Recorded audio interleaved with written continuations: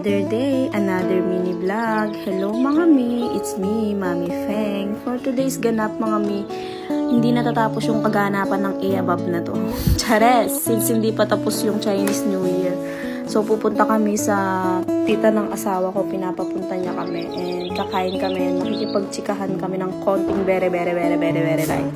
And galing ako sa taas dito kami nung mag-ama ko kasi tinignan namin yung dog. Mamaya papakita ko sa inyo yung dog. Sobrang ganda niya kasi may ganun akong aso before. Kaso, yun nga, namatay yun. So, rest in peace na. And ayan, pababa na kami kasi kakain na kami.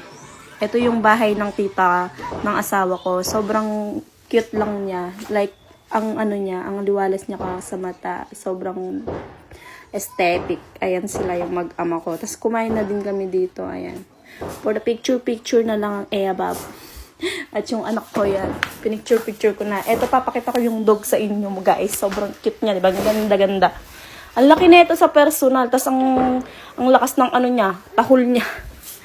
So, na-miss ko lang yung aso ko. Kaya umakyat kami kanina. Ito yung inakyatan namin. And then, natakot yung panganay kong anak dyan sa aso. Yun lang for today's ganap namin. Bye-bye!